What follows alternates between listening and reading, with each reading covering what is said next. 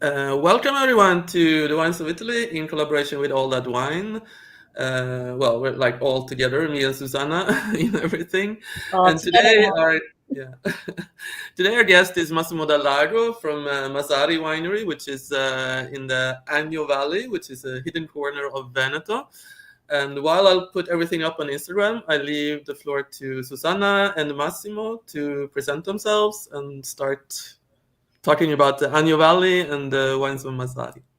Wonderful. Well, hi, I'm Susannah Gold. I partner with Caterina in our Substack newsletter called All That Wine. And we like these live streams with producers who make great, interesting wines who can present something new and different. And Masari Winery is perfect for that. And I'm so excited to hear Massimo tell us about his winery and his region. So, can you tell us a little bit about your winery and start talking about the region, and then we'll get into the grapes? Okay, thank you. I'm Massimo from Masari Winery. This is a pretty young winery because this is the first generation. Me and my wife, Arianna, started this family business in 1998. In this part of a hidden part of Veneto called Valle d'Agno, which is this valley starts from north of Vicenza, goes up to the small Dolomites group.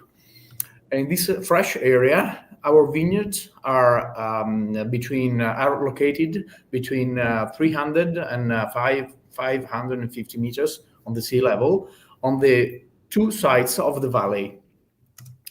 In this area, we work with different variety. We have two white variety we work with. The first most important is Durella, which is a local variety preserved in this part of Veneto, in Lessini, in these high hills of Veneto. And the other is Rhine Riesling, which has been imported during the 18th and 19th century by some engineer that works, some German engineer that works in the valley to find the coal, working in the coal mines, which has an interesting history about this variety too. That is interesting. Do you want to tell us about Durella a little bit? A variety that's very dear to my heart. Yes. Durella is a tough variety. It's a mountain variety. It's normally, we are inside the DOC, the denomination of the Lessini, Monti Lessini Durello. And this variety is normally cultivated only on the volcanic soils. This variety is very interesting because it has a very long time of ripeness. It is one of the first variety that in springtime open the buds, and it is the last variety we pick up in autumn. Wow. Normally, we arrive to the second week of October in our area, and but it maintains his natural and genetic freshness. That's why it's so indicated as a variety, the perfect variety for the sparkling wine, especially for Metodo Classico that we use. And is it blended with Riesling in the Metodo Classico? Is it usually a monovarietal Durello? The wine is called Durello and the grape is called Durella, correct? Yes, that's true. We have this strange thing in Italy that the variety is female and the wine is men. So we changed the name a little. Okay. No, for the Metodo Classico, we use Durella 100% pure.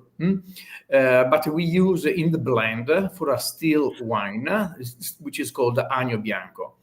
And the combination between the two varieties is very interesting because we have the minerality and the freshness given from the Riesling with this touch of personality given from the Durella. And it's a very well balanced marriage between the two. For the Metodo Classico, we prefer to work with Durella pure by itself. And it is the reason why also we decided to produce without residual sugar. So it's a Padose, our Durello Metodo Classico, which stays for 42 months on the lees in bottle. We don't use the final liqueur d'expédition, but we want to feel the Durella by itself with his own character, let's say. So you make a Padose? Yes. Yeah. Do you also make a still Durella, or is it this still blend between Durella and Riesling? No, the only white wine we produce is this blend between Riesling and Durella. But I'm working. I'm working. Yes, because for us as winemaker and wine grower, it's difficult to experiment. And because we have just one shot per year, right.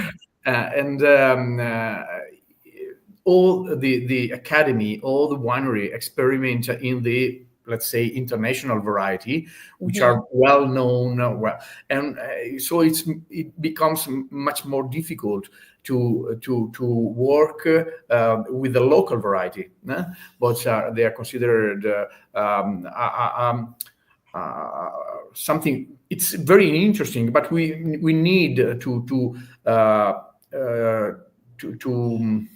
how to say, we needed to start the experimentation from not only in the winery but from the vineyards, from the growing system and how many buds to leave during all the growing season, and to keep all in order to have the best grape to produce the wine at the end.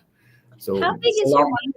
How large is the wine, the vineyard? Do you have one vineyard? Do you have a few vineyards? The total production of our winery is divided in 10 hectares of vines, but the Durella is only a very small parcel of this because it's 1.5 hectares that we designated only for Durella. And in terms of your kind of growing philosophy, what practices are you using? How do you approach the vineyard? What are your thoughts on that in your region? Yeah, we are an unusual part of Veneto. It's very unknown, let's say, to the big public, and we have this lucky thing that our vineyards, we have to consider our vineyards are a kind of island inside the forest or inside the grass, because the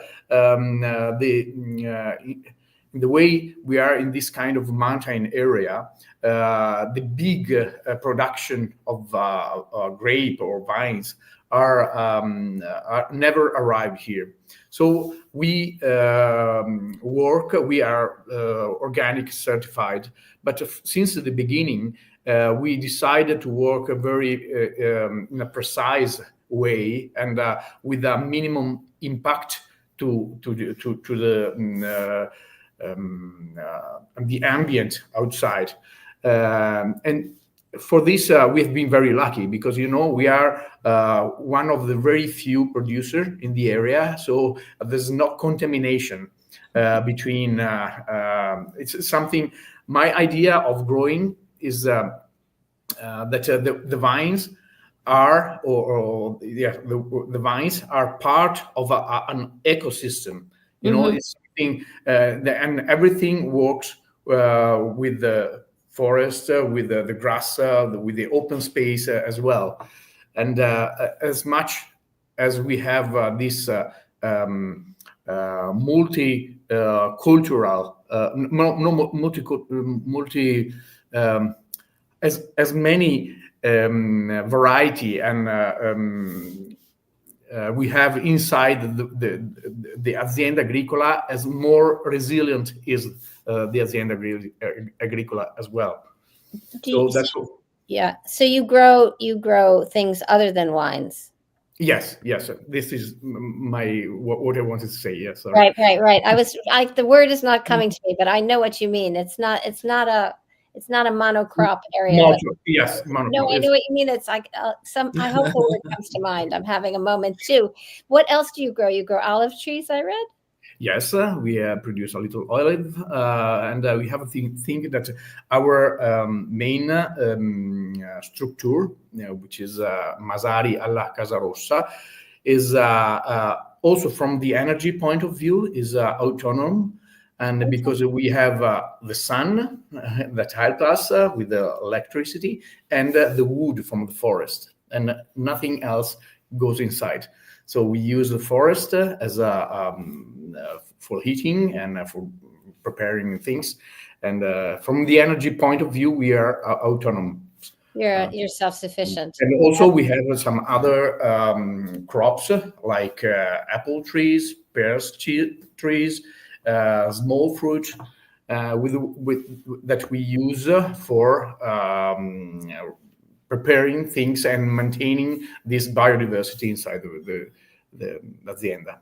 I see. Okay, you mean like sovecho, like tilling? Yeah. We use obviously, and we have grass. We do not use any kind of herbicides. No, we just work the grass, and but also with the other essentia, with the other plants we have from nuts to small fruit. We use inside the azienda too. I see. That's very, very interesting and very lucky. And all of that grows at 300 to 500 meters above sea level. There's enough sun to ripen all of that. That's interesting too. Yeah. We have we are working also in the two sides of the valley. I didn't tell you one important thing. Please do. Is the valley, the Agno River, divide two big area, completely different. Okay. So we have the right side of the valley, which has a volcanic origin, and where we have concentrated all the white varieties. And in the left side of the valley, we have marine kind of soil origin, rich in limestone and in clay. As in that area are more that kind of soil are more indicated for red variety. Okay. And it is where we have our best red wines produced with Cabernet Sauvignon, Merlot, and we have a little Pinot Noir in another, even in this part of the valley. In the calcareous soils, that's Yes. the right bank of the river. Sorry. That's the right bank of the river? The left side. Left side of the river, yes. Okay.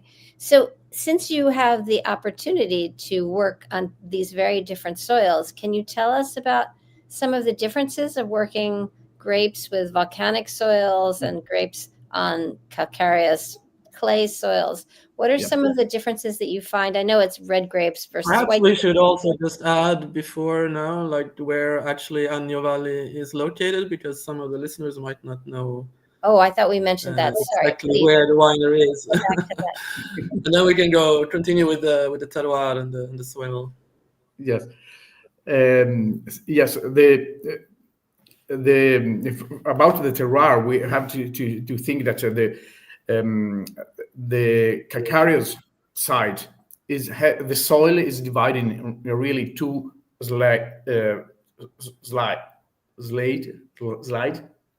fette in two different two layers. Two layers. Sorry, strati. Yeah. Oh, sorry. Oh, strati. Yeah. And there's a very thin surface piece, let's say, that is extremely rich in argilla. How do you say it? Argilla? Clay. Yes, yeah. And that's for 1 second. So all of this is northwest of Vicenza in the Veneto, right? Yes. Caterina had reminded us that we need to mention exactly where you To are. say a bit where exactly you are, and Yeah, then we not can get everybody back to the is as soil. familiar with the Veneto and Yes, you're, yeah, you're right. and the border with what you told me about the border with Trento. Maybe you can tell our Yes. listeners that Yes, so too. this is the Agno Valley, the bottom, let's say, of the valley. The is located on the border between Trentino Alto Adige. The mountain, which are at where the river starts, the river Agno starts, are called Piccoli Dolomiti, small Dolomites, and it is the natural border between now between Trentino and Veneto, and before the World War was the border between Austrian-Hungarian Empire and Republic of Venice, let's say, during 18th century. Mm-hmm. And this natural fence, let's say, is was was a part where also there were some cultural exchange between the German origin people and the Venetian. That's why I mentioned before the engineer, these people coming from Germany and bringing their knowledge and also Rhine Riesling in this area.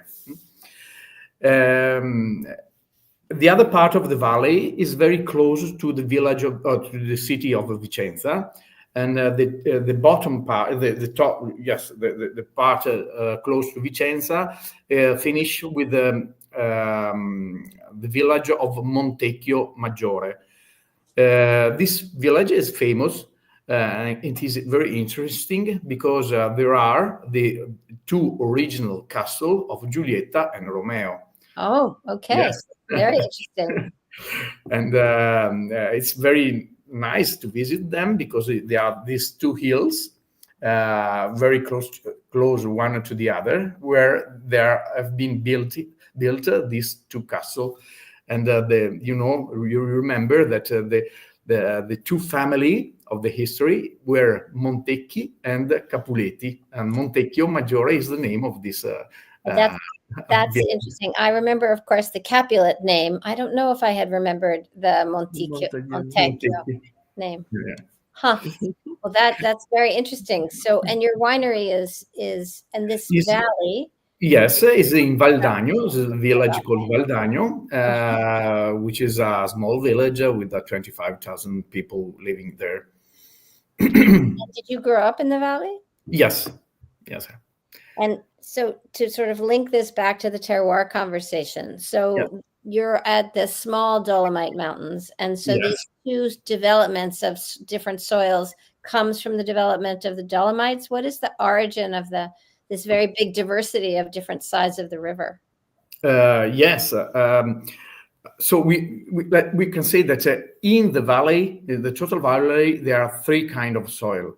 North, the Dolomites. That's why they gave the name the small Dolomites, because it's the same kind of rock which is a little north than us, which are the big Dolomites, say. But there is at the right side is a big volcanic area starting from east of Soave and going up to Val d'Agno. And this is a very big area, volcanic area. This is almost 20 million years old. There's no alive volcanoes at the moment. But it is very interesting that you see all the whole houses, which are still built on stones. You see these black houses because they use the basalto, which is a very this is a typical black stones that you find everywhere here. The other side of the valley is an older, has older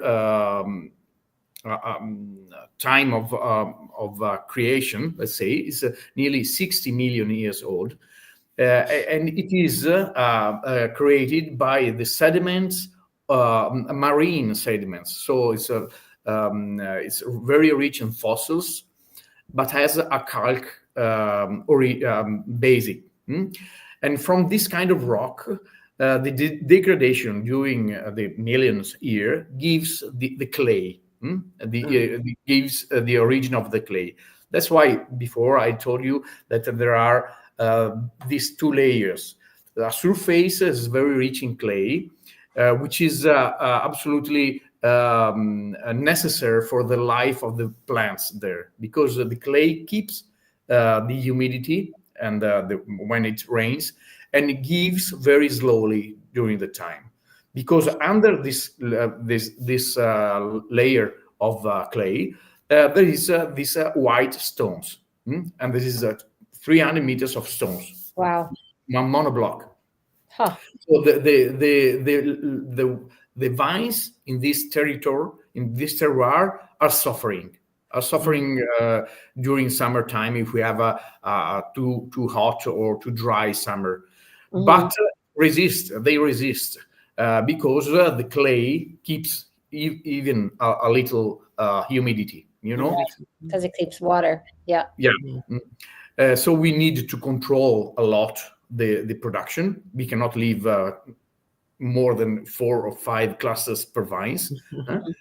But the result is a rich, extremely rich wine, because the juice is very concentrated. In the other side of the valley, where we have the volcanic soils, here the volcanic soils are divided normally in 3 layers. One in surface called vegetal layer is pretty rich, and can be even 1 meter or more deep.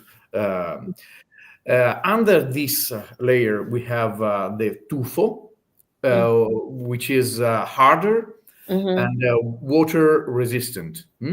But when it gets exposed to the light of the sun, it breaks in small pieces, so it degraded it.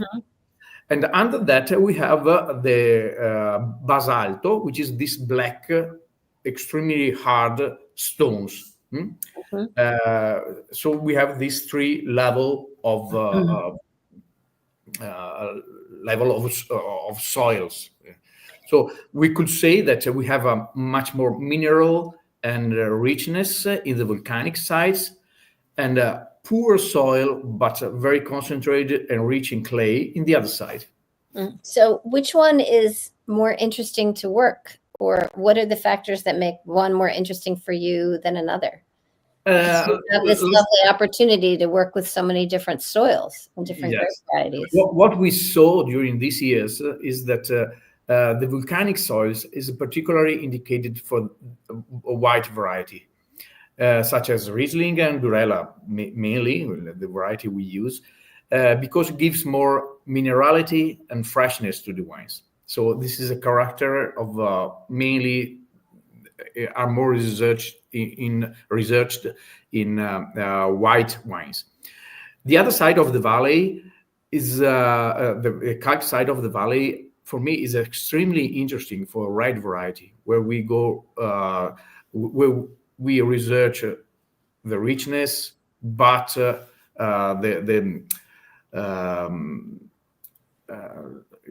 richness, but also freshness in the wines. But this richness, we're rich in polyphenol, in tannins, in color, is more researched for red variety than versus the whites, almost from my idea of wine.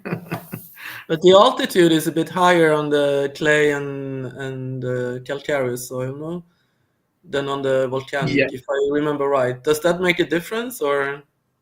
Yes. I mean, the clay is extremely important for the survival of the vines, and especially for the viticulture we have. So because we don't use irrigation.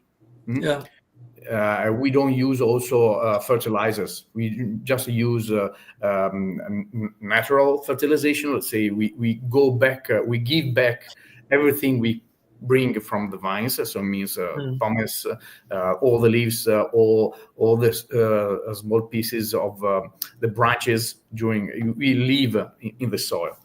And also we use methods like sovation, and this is the only way we give something to each our vines, because our goal is to dip as much as possible the roots in order to have to give to the plants the opportunity to discover and to research all the mineral typical of each soils, so we can really taste the difference between the soils, not only the variety or the hand of a winemaker. Yeah. This is my idea of making wine. And the irrigation in this way, you can understand that is something for me, it's not for a kind of plant like the vines, which is normally a plant typical of a dry ambient, let's say, dry areas. We have to encourage the plants to go down, to research the humidity and not giving from the sun, from the top, the water. But the altitude on the clay side, it's a bit higher, no? Than on the volcanic side. Yes, it is. Yes, it is. It's around 500 meters and a little more. We arrive. Obviously, the hills are also higher, but our vineyards are between 450 and 550. They are concentrated. So, if we talk a bit more about, sorry. No, go please. We started talking a bit about the red grapes now. So, as you make these, you have this new project now with some other wineries, Grandi Vitigni Veneti, and you make French grapes, which is a tradition in Veneto. Yes. So perhaps if you talk a bit about that tradition and your vision for these wines and to make them more known. Yes. Yes, Veneto, the Bordelais or international variety, we are talking mainly about Cabernet Sauvignon, Cabernet Franc, Carmenère, and Merlot, has a long tradition. And it comes because during the 19th century, the important families of the area that normally live in these huge Palladio villas. We have to imagine that the villas of Palladio were the old Azienda Agricola. There were this villa, but all around the villa, they has vineyards and all other crops cultivated. And when you had the invasion of Napoleon that arrived and won the war against Venice, there were an cultural exchange between the noble families of Veneto with the noble families of France. So, and in this party, on this occasion, they make a cultural exchange, and they change. They give other people the opportunity to taste the French wine or the Italian wine.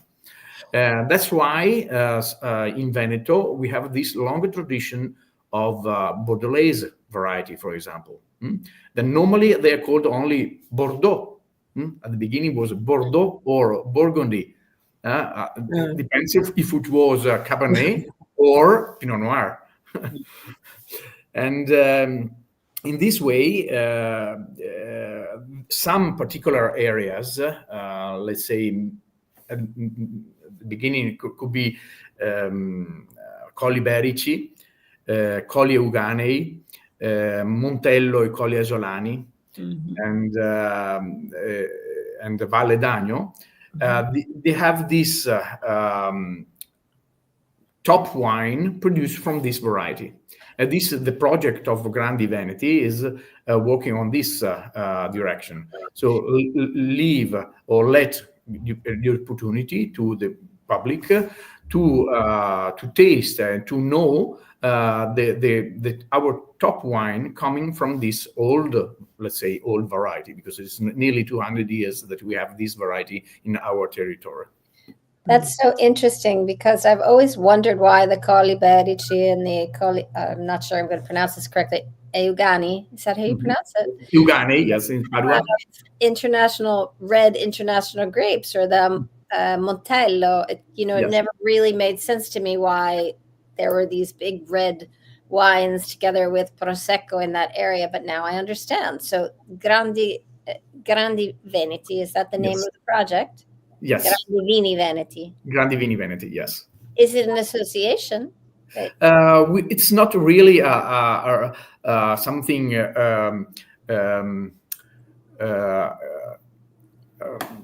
it's more of a network. No? It's not a paper written, but it's a group of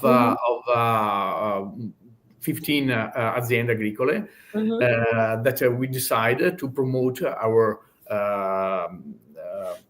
this kind of wine produced with our best vineyards.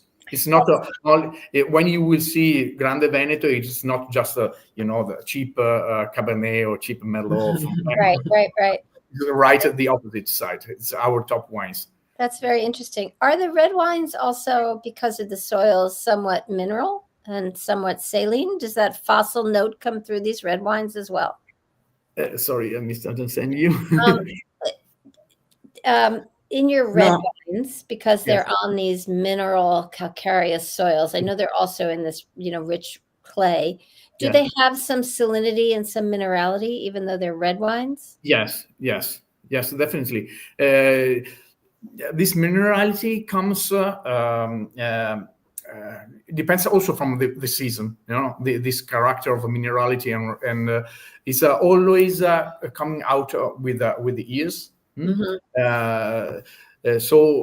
But we must be very pay attention on the cultivation. Because once more, the use of irrigation and the fertilizers is something that fight against this kind of aroma and this kind of complexity we can find in our wines. So for me, once more, is the viticulture is the most important part of our job. Thank you. Very interesting. I mean, they're also, like, in my opinion, of course, like they're Grandi Vini Veneti on the Bordeaux or Burgundy style, but often they feel more like the Burgundy style, at least your wines, because they're a bit slimmer, more elegance. Is that how you want the wine, or is it's? Yes, let's say yes, because we are also in a fresh area. Yeah, we are north and in a valley. Even if our vineyards has a very one of the best exposition you can find in the area, but because we are high on the sea level, it's say one of the point is the freshness. We don't arrive to produce marmellata or no, I was thinking more about the oak influence, because it's very, very light in your wines, because generally if you have Bordeaux wines, the oak can make them a bit heavier. But in the past, I mean, now perhaps it's different. Sorry, no, nel senso che i legni a volte nei vini Bordeaux li può fare un po' pesanti, forse nel passato più che ora, quindi cioè, i vostri sono molto più eleganti e freschi, insomma, però questo suppongo è parte della vostra visione, no? Sì, this is it's part of our mission. It's also part of how do we understand the wines. I think our goal, our mission is really to bring a piece of soil in the glass. So on this way, all of the techniques and all the methods, let's say, used to produce hyper fruity wines or hyper is something that fight with our idea of wines. That's why we really have a very, let's say, traditional and soft system of vinification. We don't use selected yeast, for example. We just leave the natural yeast. But this is just one of the points. It's when we are talking about the quality of wine, is like a wall. The quality is each single brick. There's not just one thing that makes the difference. This is it's something really connected between the soil, the ambient, and the winery too. Yeah. We haven't talked at all about the influence of the river on your vineyards. Is there what influence does the river bring to your vines or wines, if any? No, I don't think there's an influence directly from the river because it's a small mountain river. It can be interesting because in some area of the valley, because all the soils that are at the bottom of the valley are very it's like grav, it's very rich in small stones. Mm-hmm. And in the flat land of the valley, there are all these soils that are very draining. And but honestly, I don't have land in this part of the valley. Right, you're too high for the river to impact you. Yes, we prefer to have the to go higher. Mm-hmm. Yeah. Has climate change come to your winery? That's a good question.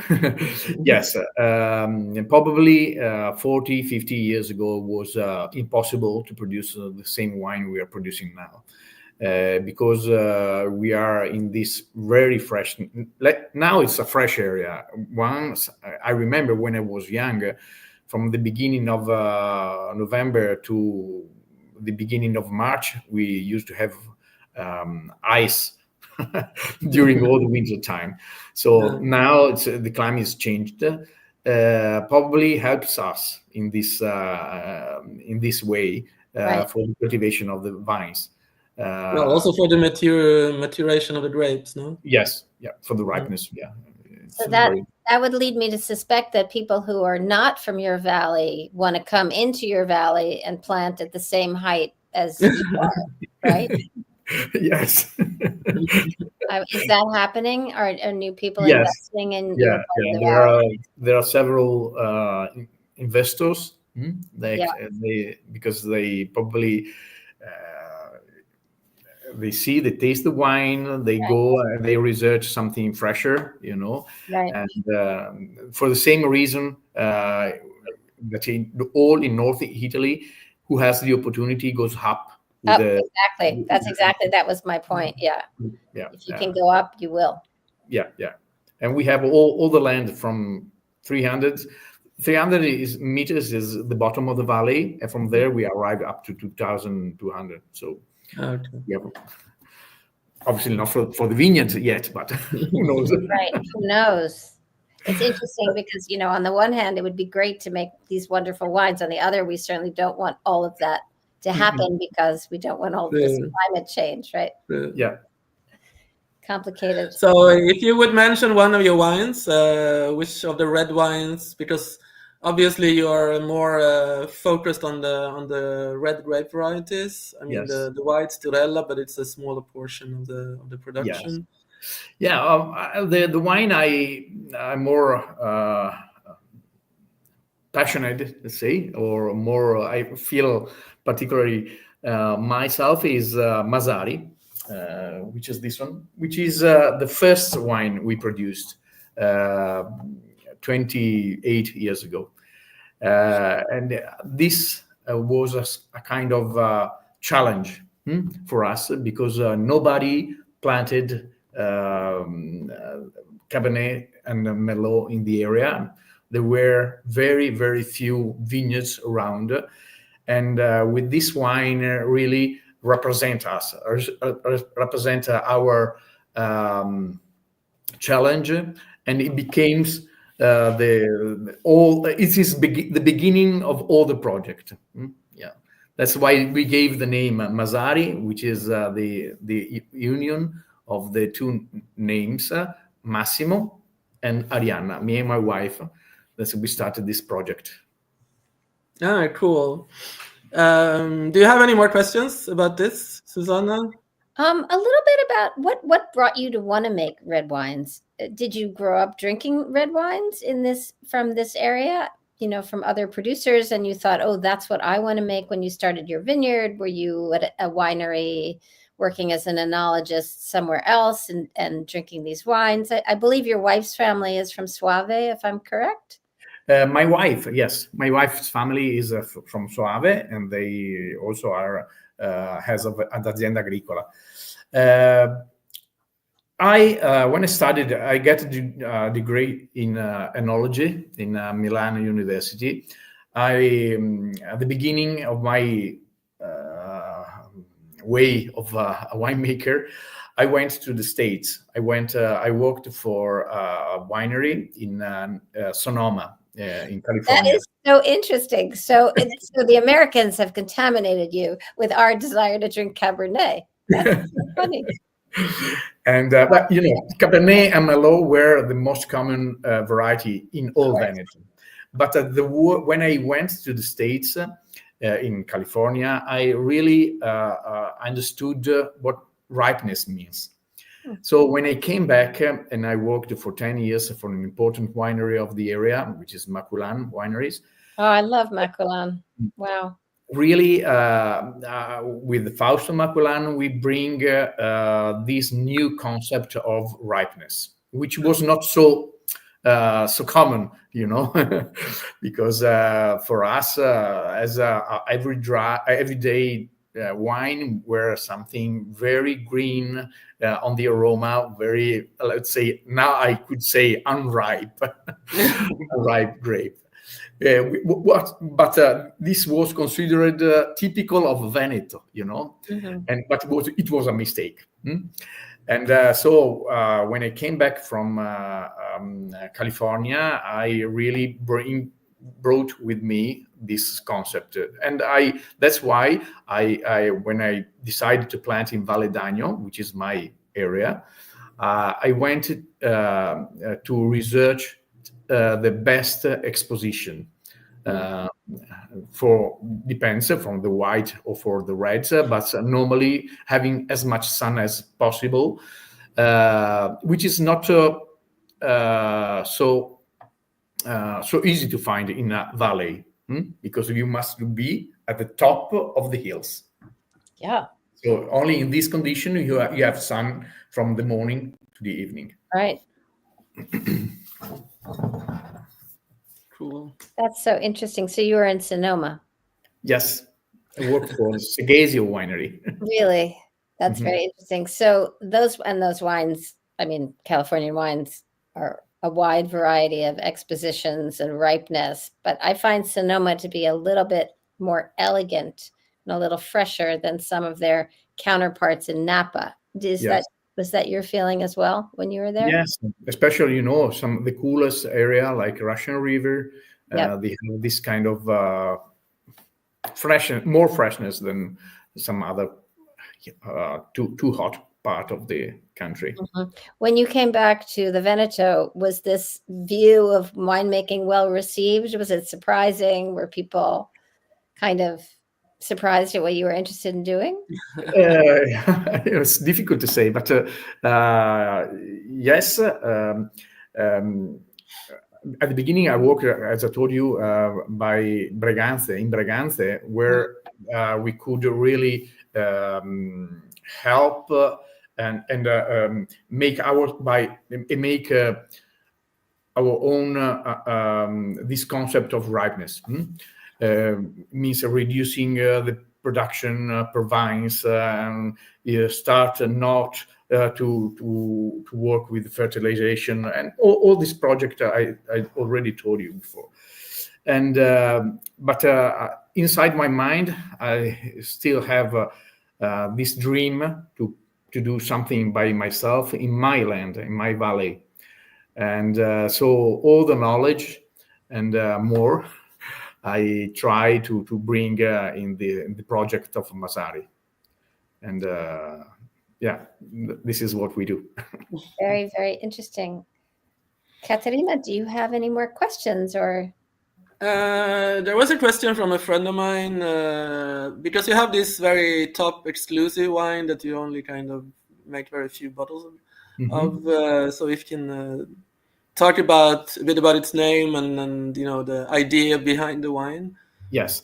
During these years, we have also the opportunity not only to know the difference between the volcanic side and the calc side, but also we had we put a lot of effort to find the best area in both the soils, and especially in the calc side, where we have more concentrated the red variety, we find out two sub areas in our vineyards that gives a constant higher quality. So from these two sub parcels, bring life two red wines.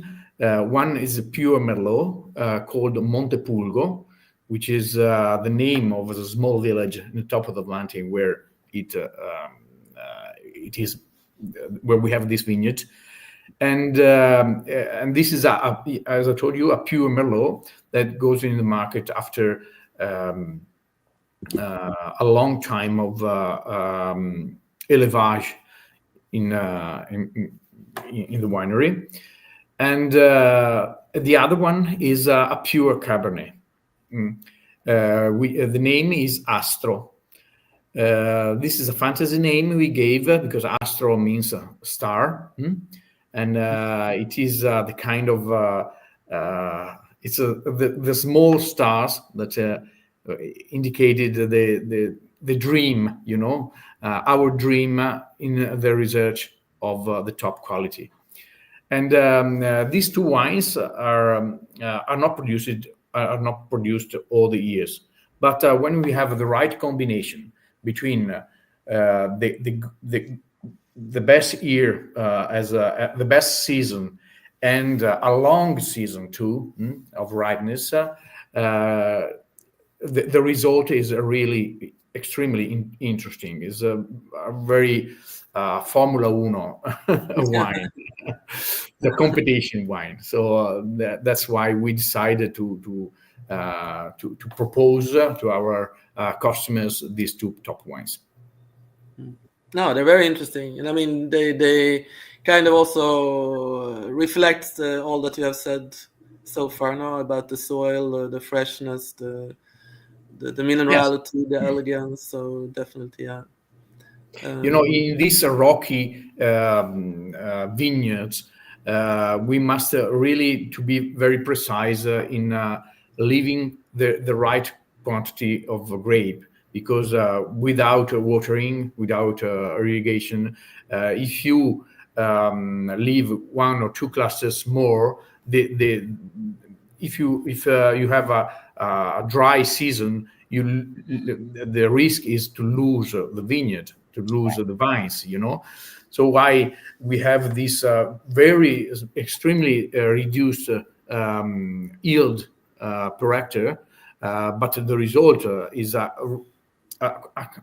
perfect combination between freshness and richness. So that's the particularity of these two wines. True. Those are the wines that win all the awards I saw. Mm-hmm. Yeah. Sorry? Those are the wines that are pluripremiati, yes, ice and slow wine. Right? Yeah, you're right. So if we finish a bit talking about, because you also have 4 rooms in the Casa Rossa, no? Yes. And so for anyone who wants to visit Masari, they can also actually go there as a B&B and sleep in this beautiful place next to the vineyards on volcanic soil. So I don't know. Do you want to say something about that? How they can find you and Yes, but it's what's easy. particular about? It's easy to find. Just research on Google Maps, Masari alla Casa Rossa. Do not expect something particularly rich.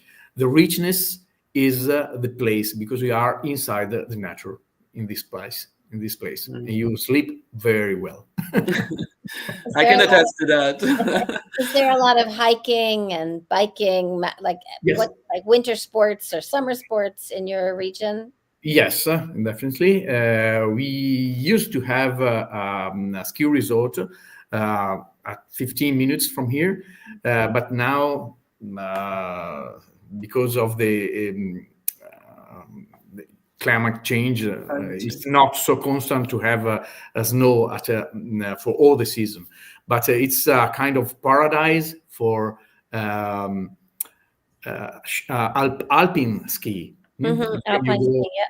Alpine Cross ski. country, yep. Yeah, and also we have something like 400 kilometers of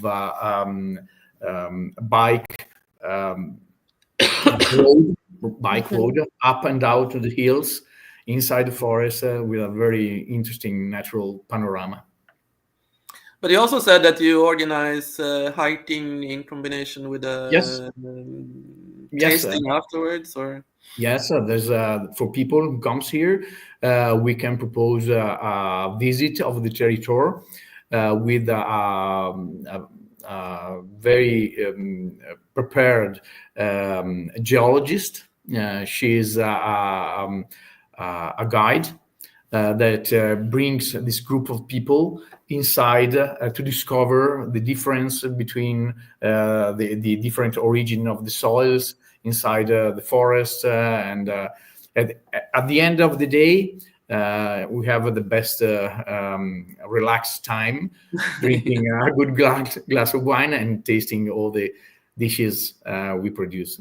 Because I also have a very nice tasting room that is kind of built in, also in this kind of very typical Casa Rossa, which is feels a bit like almost a mountain house, or it's a house to relax. Which is very, very nice. So, I mean, it's great if people also want to organize some smaller event, I guess, to have a tasting there.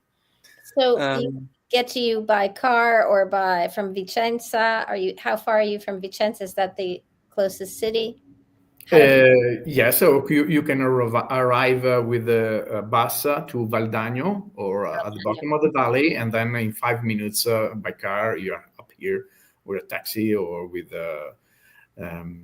or you can also arrive here directly with a car and park inside. Perfect. So the last question I had from another friend, they write me on WhatsApp. So what would be the best, I mean, one of the pairings with a local dish that would pair well with a wine of yours that you would suggest? Yes. For me, one of my favorite is gnocchi con la fioretta, which is a typical dish of a mountain dish. Gnocchi, gnocchi, but it's a particular kind of gnocchi because they're not made of potatoes, but they are made only from this poor cheese. Okay. And the ideal combination is with the Agno bianco. Okay. And the other one is the typical dish of Vicenza, which is baccalà alla vicentina.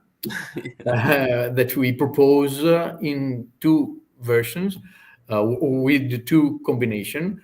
One more vertical with the Durello, metodo classico, or one more soft, but extremely interesting with Pinot Noir. Yeah. Because they also make a really interesting Pinot Noir. So one version from the volcanic side and one version from the calcareous clay side. So yeah. Yes, and the Pinot Noir here has this still have this freshness, and that's why it's particularly interesting with a fat fish like bacala. Very interesting. I would imagine Sonoma also kind of impacted your desire to make a Pinot Noir, in addition to Burgundy, of course. But very interesting. What a lovely winery. I'm looking forward to someday coming to visit you, and certainly even before then, tasting your wines. Thank you. Okay, so if you don't have anything to add, Massimo or Susannah, I think we can end the live stream here.